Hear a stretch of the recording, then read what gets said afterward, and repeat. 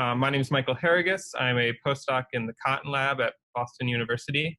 And today I'm going to be talking about my work on transplantation of mouse PSC-derived lung epithelial cells into injured mouse lungs.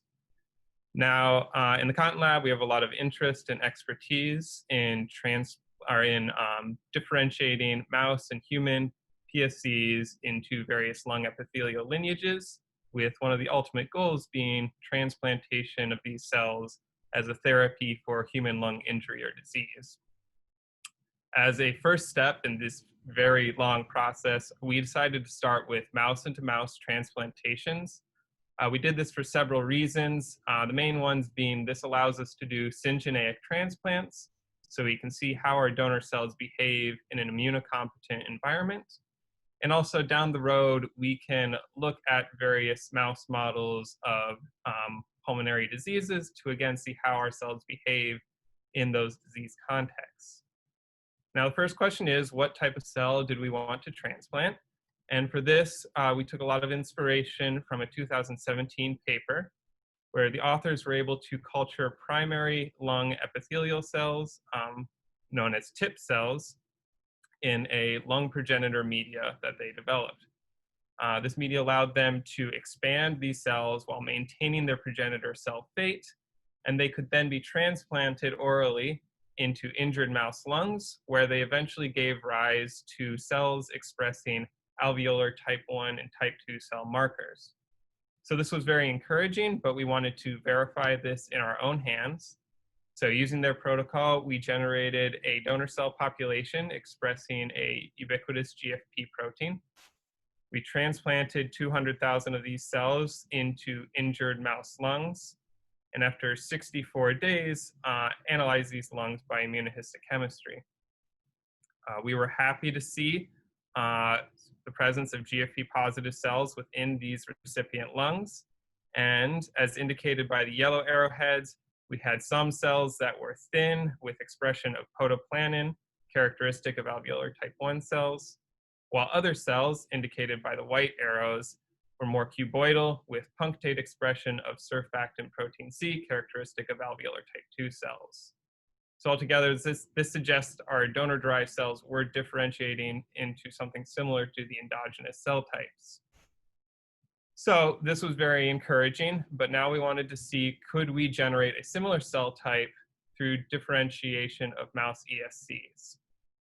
To do this, we built on a lot of previous publications from our lab and others. We also used a reporter line with an NKX 2.1 mCherry to sort out lung epithelial cells. So here we took day 0 ES cells, differentiated them through anterior foregut, and then with the use of Wnt and BMP signaling, differentiated into cells similar to a lung primordial epithelial state. We could then sort out these lung epithelial cells and grow them in the lung progenitor media used on the primary cells. And this gave us organoids of what I'll be calling tip-like cells.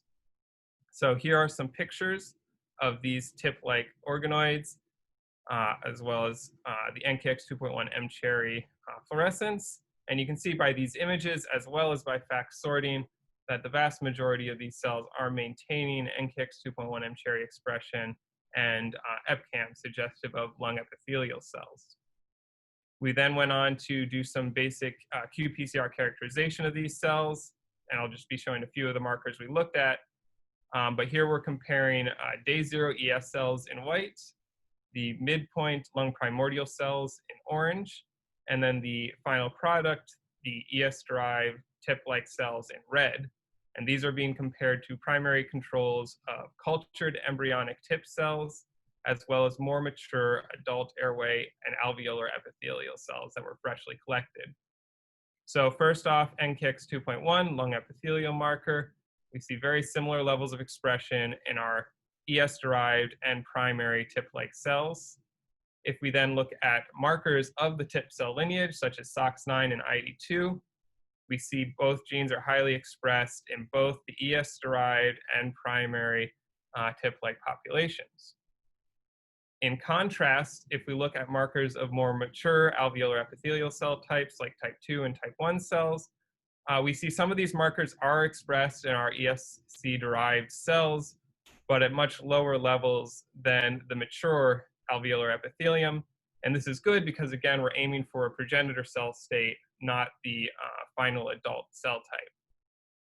And then finally, we wanted to look for markers of various cell lineages we didn't want to see, such as airway epithelial lineages or non-lung epithelium that we sometimes see in cell culture.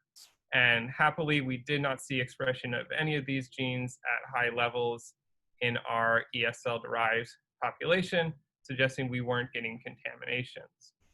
So this is very great. Again, we have expression profile similar to the primary cells that we could transplant. But the ultimate question is, can we transplant these ESC-derived tip-like cells? So to look into this, we first labeled some of our cultured cells with an EF1 alpha lung EGFP lentivirus, and then expanded them out. So here we have day 45 in culture, still maintaining mCherry expression with a subset of the cells expressing EGFP. We then orally transplanted 600,000 of these cells into syngeneic wild-type mice that had been injured 10 days prior with bleomycin. We then followed these mice out for 6 weeks and analyzed lungs by a couple of different methods. First off, here is just some facts analysis. We're looking at day 42 live epithelial cells. If we look at mice that received transplant, we see over 4% of the live epithelial cells are maintaining mCherry expression, indicating these are donor-derived cells. In comparison, a mouse that did not receive any transplants has none of these fluorescent reporters. We then took other mice from these cohorts to look at immunohistochemistry. And so here we have, first off, just staining for the NKX2.1 mCherry reporter that isn't present in the recipient mouse without transplants. And here we see a nice cluster of cherry-positive cells. If we overlay the EGFP lentiviral stain, we see a subset of these cells are expressing the EGFP still. And then finally, we stained for NKX2.1, the protein itself. And as we'd expect from the mCherry stain, the vast majority of these transplant-derived cells are maintaining NKX2.1 expression. Finally, we can zoom in on some of these GFP-positive labeled clusters, and we again see thin cells indicated by these yellow arrowheads that have expression of podoplanin, characteristic of type 1 cells, as well as the more cuboidal cells with surfactant protein C, characteristic of alveolar type 2 cells. So in conclusion, I've just briefly shown you here today that we can culture both these primary tip cells and ES-derived tip-like cells that have similar gene expression profile in vitro. We can transplant both of these cell populations into immunocompetent syngeneic recipient mice, where they survive for at least 42 days. And if we look at the surviving cells, we see expression of epithelial markers such as surfactant protein C and podoplanin. Moving forward, we obviously want to do a lot more characterization of our cells before and after transplantation with techniques such as single-cell sequencing. We also want to do some competition assays inside the lung, seeing how the primary and ES-derived cells compare to one another in the same injury environment. In these experiments, we only went up to 42 days. We want to see how long our ES-derived cells can persist in the recipient mice. And then finally, we want to look at how these cells behave in disease models, such as the ABCA3 flox model that we've gotten from the Whitsitt lab.